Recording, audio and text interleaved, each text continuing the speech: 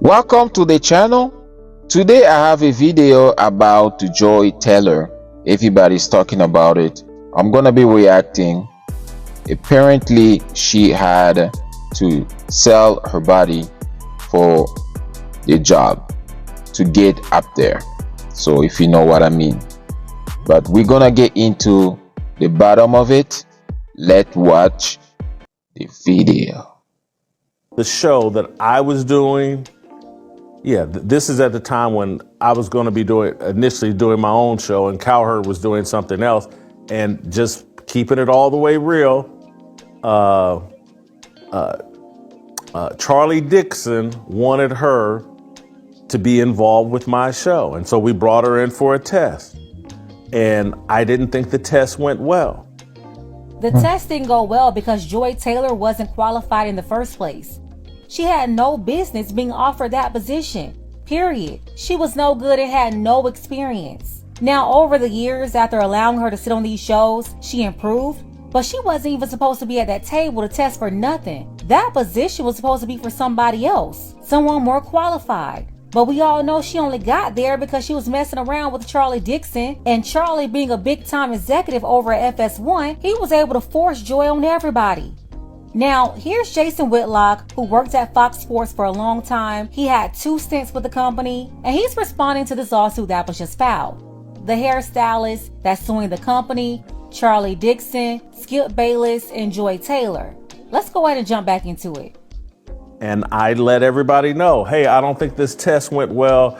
I don't want, this isn't the direction I wanted to go. I was trying to play nice and trying to meet them halfway in terms of, okay, you guys are insisting on a woman being on this show because that's what everybody wants. And I was like, well, you need to bring a grown-ass woman on the show if it's going to be with me. It can't be at this time. This is 10 years ago.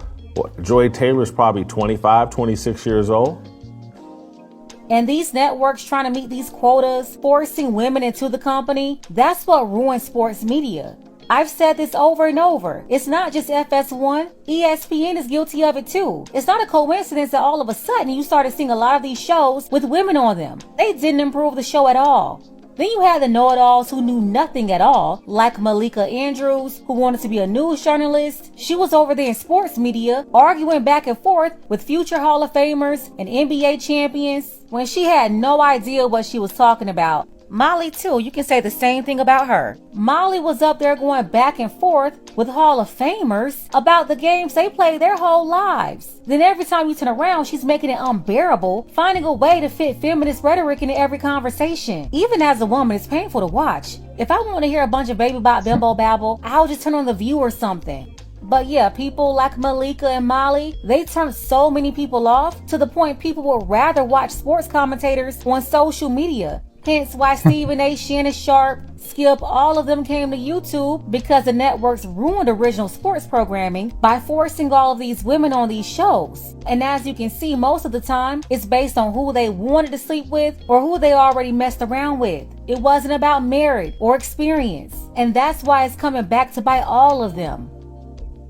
You talking about, I got a lot of discipline, but 25-year-old with them big cans and that peanut butter skin who has nothing to say, at some point I'm going to lose respect. And I'm like, well, the only thing she's got to offer is them big cans and that peanut butter skin. And so if I got to put up with this, I might as well enjoy them big cans. And so I said, no, I don't want to put myself in that position. And so I can remember, I brought in Bonnie Bernstein. Bonnie Bernstein's around my age, a few years younger, perhaps. But I was like, she's been around the block. She actually has been involved in sports media for a long time. Makes sense. She might have something of substance to offer. And the test we did with Bonnie Bernstein went much better. Wow. And I was like, if we're gonna go, they were adamant, no Bonnie Bernstein. When I look back in retrospect, when I say they, I'm talking about Jamie Horowitz. And I don't know if I heard from Charlie Dixon on this, but I'd certainly heard from Jamie. They were adamant. They didn't want Bonnie Bernstein because at the time, she was in her mid to late 40s, and although she was experienced, she was no longer the young hot blonde. See, when she was younger, I'm sure Bonnie was able to get her way around and access using her looks and their thirst. But as a middle-aged woman, they didn't want to judge her on her experience. She was judged on her attractiveness. And hey, the folks in charge no longer had any use for her because in their eyes, she was washed up.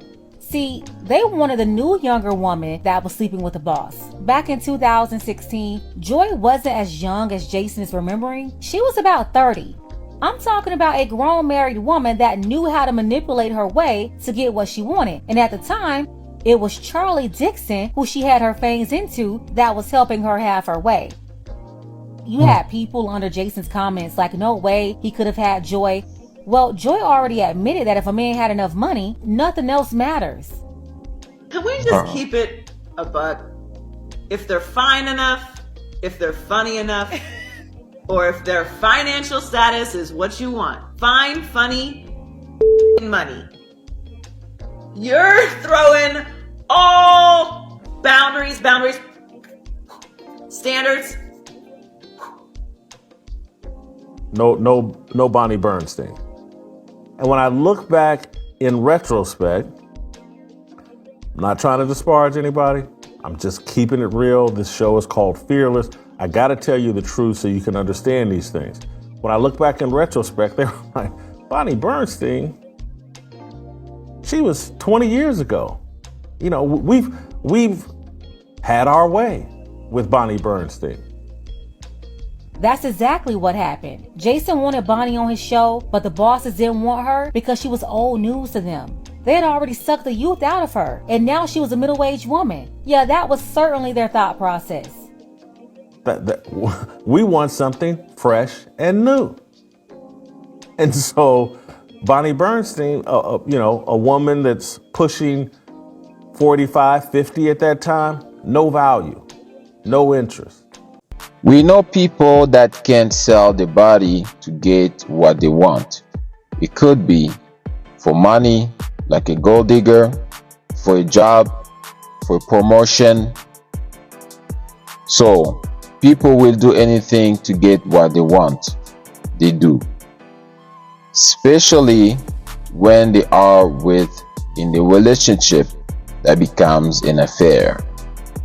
And it's very bad because you're not just being loyal to yourself, you are being dishonest to everyone. No one's sexually attracted enough to Bonnie Bernstein at that time to give her the job. And so we didn't do that. I kept holding firm. Next thing you know, me and Cowherd are doing the show together, and Jason McIntyre is going to be our sidekick. And that was a better landing for me than doing the show with a woman. What do you want to put someone who has no experience, even though as a guy, I would not be really interested watching the show? I need, put me in a guy environment, guys talking, that's natural. That's what I thought had the most value. Down the road at Fox Sports, Christine Leahy, when Cowherd left the show, Christine Leahy wanted to replace Colin Cowherd. I wasn't for that.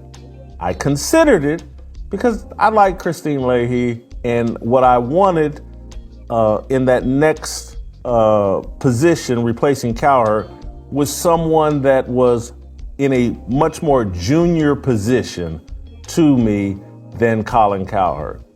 And so, but Christine Leahy had no interest in that and told me flat out she wanted to do a 50-50 show. And I told Christine Leahy, who I liked, but I told her flat out, I was like, Christine, I can't do a 50-50 show with you.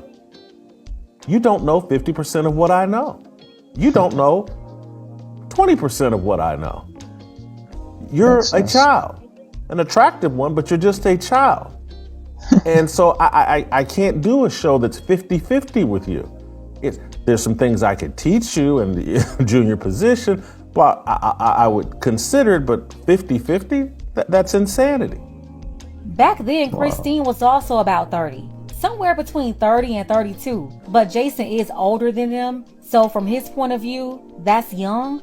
Although 30 years old isn't young. And I don't care too much for Christine anyway, because she was trying to come for LeVar Ball that one time, and LeVar already knew what type of time she was on, so he wouldn't even engage with her. But she still found a way to try to be a victim. Like, girl, stay in your lane, mind your business.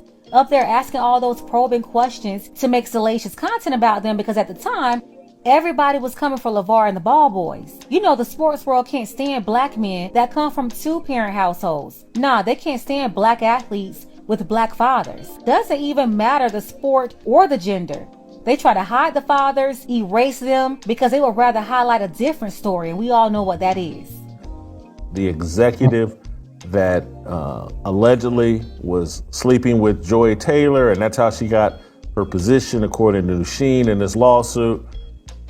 Just in the interest of transparency and just me keeping it real, when I was at Fox Sports, I don't know if this is factual, but I know what everybody thought. Everybody, these stories that Nusheen's talking about in this lawsuit, they were widespread and prevalent in 2016. Everybody across Fox Sports thought and gossiped about Joy Taylor and Charlie Dixon. Again, I heard the same talk as everyone else. My name was Bennett. I wasn't in it. But I do know that the women, and I'm going to leave a name out of this. I'm going to leave names out of this. But what's alleged in this lawsuit about Joy Taylor and her sleeping with Charlie Dixon and her telling Nusheen and others that she will control Charlie Dixon and that she will say that he sexually harassed her if he ever gets out of line. That was a common play. That was a common tactic by women in sports media. What Joy Taylor was, she's more transparent in talking about it than perhaps she should have been, but that was a very common practice. And this is why women should not be forcing their way via quotas or bargaining relations for these positions. One, most of them they put in front of us are useless. They don't really add anything to the show or the environment but chaos. If they want a sports show with women somewhere, then have the women only.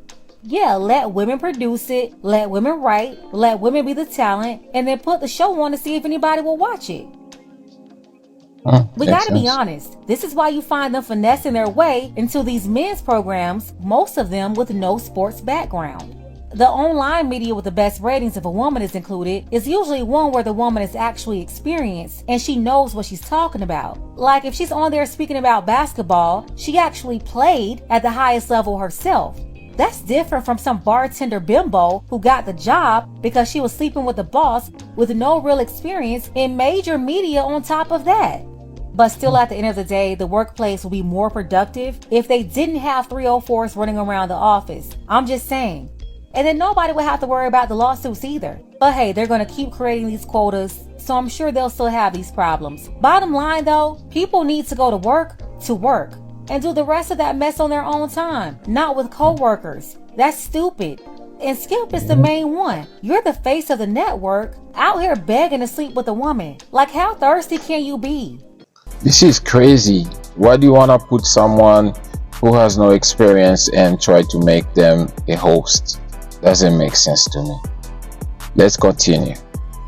So a workplace can have some very interesting dynamics, especially when said workplace involves both men and women interacting on a daily basis who are at different levels of power. And today I have a story for you guys that involves alleged cheating, workplace harassment, and promises of promotions and other favors for sex. Fox Sports has been sued by a hairstylist who claims that Skip Bayless, Joy Taylor, and their vice president Charles Dixon were all doing dirty things behind the scenes, alleging that they all abused their power in one way or another, and that she was affected directly by their actions while working with and for them between 2016 and 2024 on various Fox Sports programs. This lawsuit refers to the plaintiff as Miss Faraji, saying that she started working at Fox back in 2012, but didn't become a full-time employee until 2016, when she was assigned to the show Undisputed, which was seen as a successor to First Take. In March of that year, Faraji claims to have met Joy Taylor, who is the sister of NFL Hall of Famer Jason Taylor. At the time, she was a bartender and a small-time radio host looking to break into the entertainment industry, and Faraji claims that she accomplished this by essentially sleeping her way to the top. Faraji says that when they first met, Joy would ask her to hang out outside of work, and she was typically accompanied by the vice president of Fox, Charlie Dixon, and that Faraji quickly put together that the two had an intimate relationship despite them both being married. Though at the time that she met him, Faraji claims that she did not know who Mr. Dixon was, and when she did discover his position of power, she warned Joy about the potential dangers of being in that type of relationship.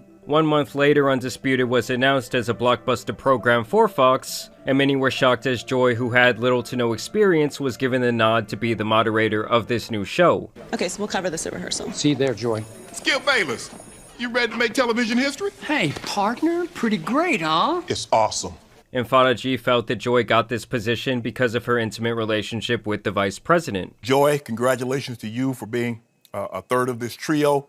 I know you're going to do your job exceptionally well.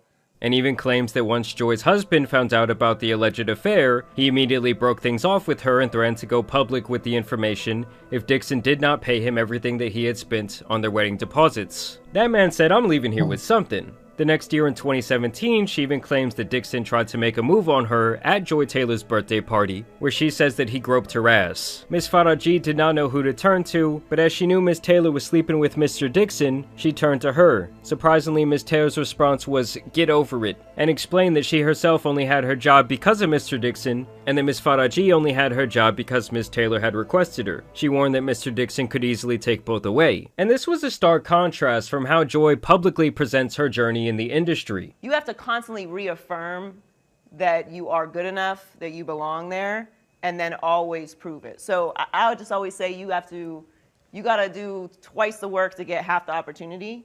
But that, to me, the mentality I've always had on it is that's just gonna make me better. So that's why I'm excellent. I couldn't be average, I couldn't be okay, I couldn't be late, I couldn't complain, I couldn't say no. Now I do. And this really kind of set the stage for the next 8 years, as sexual favors for career opportunities would become an alleged running theme at Fox Studios. She says that Joy Taylor actually did the same thing in sleeping with Emmanuel Acho to help secure her spot on her show called Speak that aired back in 2022. I will be joined by the one and only Joy Taylor, the greatest female opinionist on television. Joy Taylor, why are you so excited about the show? I'm excited because I'm the oldest on the show, so I have to give all the lectures and be right. And we're going to have a lot of fun. I'm looking forward to it. In approximately February 2020, Ms. Taylor asked Ms. Fahari to meet her for lunch in Beverly Hills. When Ms. Faraji arrived, she found Mrs. Taylor with a man, Emmanuel Acho. Fahari did not know Acho, but could tell that the two were romantically involved. A few months after me and Acho at lunch, Fahari noticed him in the hallway at work. Fahari later asked Joy Taylor if Acho worked at Fox, and Joy confirmed and explained that she wanted Acho to eventually recommend her on the show Speak for Yourself, which ended up being Speak. Fahari became alarmed and warned Miss Taylor that she should not sleep with Mr. Dixon and Mr. Acho at the same time, as Mr. Dixon is a very powerful man that may become very angry. Mrs. Taylor told her not to worry about it. She explained that she is also now powerful, and once Mr. Dixon was no longer useful to her, she will follow through on her plan to tell the company that he forced himself on her. She would not allow herself to be forced out by Mr. Dixon like other women talent. Now, I want to be beyond clear here when I say these are all allegations, but if this is true, and Joy's plan was to say that this man forced himself upon her once shit hit the fan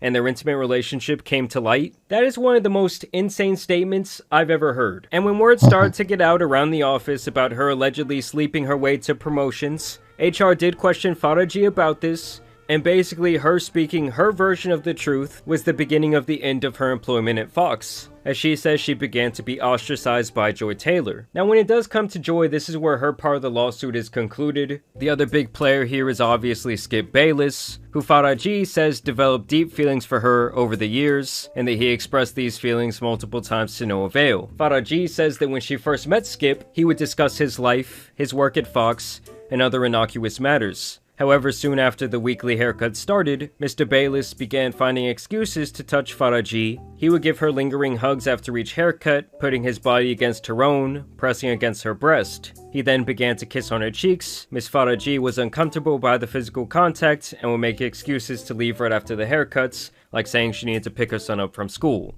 She also claims that he would make suggestive comments about her body and how voluptuous she was. Over the years, Mr. Bayless continued to make advances on Faraji, lingering hugs, kisses on the cheek, and inappropriate comments that he could change her life if she would have sex with him. In July 2021, Faraji developed issues with her left ovary and advised it could be cancer. With a fourth biopsy scheduled, she explained her situation to Mr. Bayless, hoping that he would take pity on her and cease his advances. Instead, Mr. Bayless told her that he wanted to be with her. Faraji panicked and began rambling that there were cameras everywhere, that she has a child and that she does not want him. Mr. Bayless allegedly then grabbed her hands, began kissing them, and offered her $1.5 million to have sex. I mean, let's be honest guys, 1.5 million bones for a one-night stand has to be the most insane tricking I've ever heard. Approximately 1 week later, Skip makes another advance at Miss Faraji. Faraji responds, "Skip, stop, you have a wife." And then Skip allegedly responds, "Aren't you Muslim? Doesn't your dad have 3 to 4 wives?" Faraji responded that her father was dead,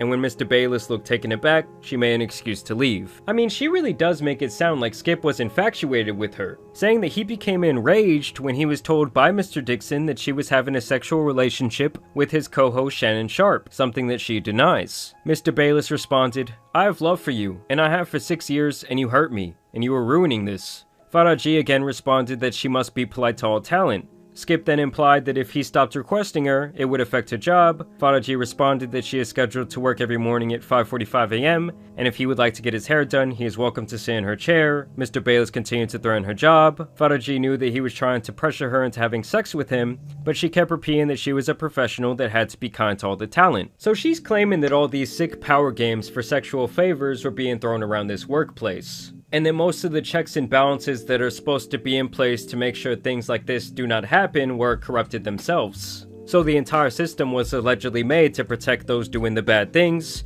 and punish anyone who had something to say about it. So obviously this is a story that could involve the entire company, maybe even people who are not listed in this lawsuit once they get to digging, and it's my prediction that this woman is about to get paid. And there's a saying in show business that the show must go on, and for Joy Taylor, I guess she was following this rule because only one day after being named in this lawsuit, she was back to host her program Speak. People noticed that she covered up her body. Okay, usually she's wearing some quite provocative clothing. And really pay attention to the 3 guys hanging out in the background. It's Michael Irvin, Paul Pierce, and Keyshawn. Just look at how far away they stay from her and how they just don't know what to do as they try and act like they don't know what the fuck is going on. Welcome to Speak. I'm Joy Taylor here with Keyshawn Johnson, Paul Pierce, and the playmaker Michael Irvin. They're like, keep your distance, man. We're not getting caught up in this shit. It's Victory Monday for some and vacation. I know my guy did not throw a pitch. For some and vacation Monday for others. That's so fucking funny. For the ones who did have Victory Monday. And let me just say, I was a big fan of Joy on Undisputed. I think she did a great job, but maybe that was just me being a horny 21-year-old at the time. They said people shocked about Joy Taylor and Acho like they wasn't at the crib together. Yeah, I mean, this dude was at the crib with his socks off. And you know, people have to start digging up the past when something like this comes out. And so they found this video and people are saying, oh, this is outside of Joy Taylor's apartment. And this guy cannot stop smelling those hands. Just got done with rehearsal for the new show Speak, and rehearsal, huh? And I got to take a moment to shout out my co-host Joy Taylor. A woman, a black woman, daily show, sports. Do you all realize how hard it is to get into the position that she is in? Oh, my finger. And just wait a second, this dude's gonna smell his thumb. He's a sick fuck. So often there's misogyny and sexism running rampant in sports, and we don't even care what women have to say in sports. But Joy is not only in the position on television as a woman, as a black woman, but as an opinionist. So not just asking men what they think, but providing her own unique and distinct insight. It's hard to do, and Joy, you have done it. So congratulations. Looking forward to working with you.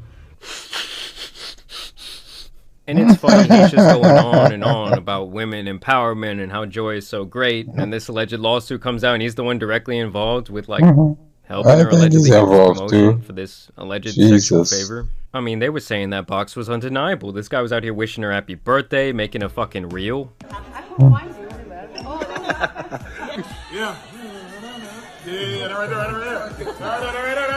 And you can't tell me, like, if you're not working with these people, you don't know what the fuck is up. Everyone always knew at work when their homeboy was hitting something. That's a fact. I'm telling you guys, these types of videos now just look crazy. That's what I have to deal with, people.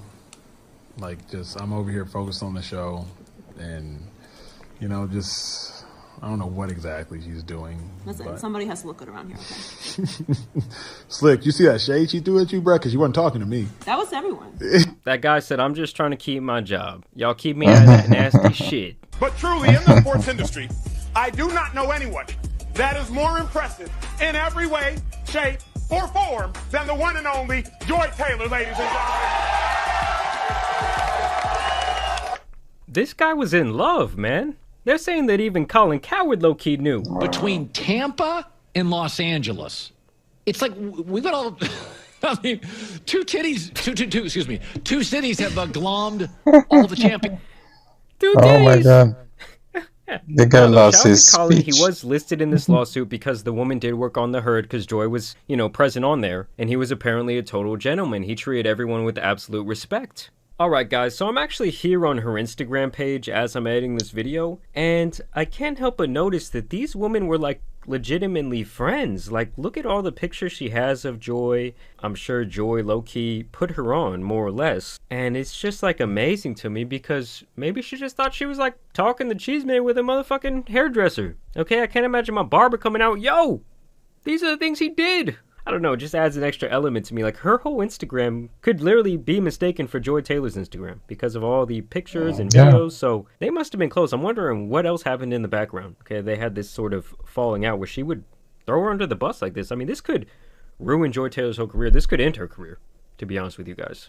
I don't know, guys. This whole situation has just been insane. I mean, this has obviously been a bombshell lawsuit. Would I be surprised if she slept her way up to the top? Absolutely not. That's crazy that people has to do those kind of stuff to get ahead in life. Do I believe she did that? I don't know. I just click on it because I thought it was about Tyler. I'm like something about Tyler, but it's very sad that she has to destroy her own marriage because she chooses her career better than her marriage. Like the video, subscribe. Leave your thoughts down in the bottom section. I will see you in the next video.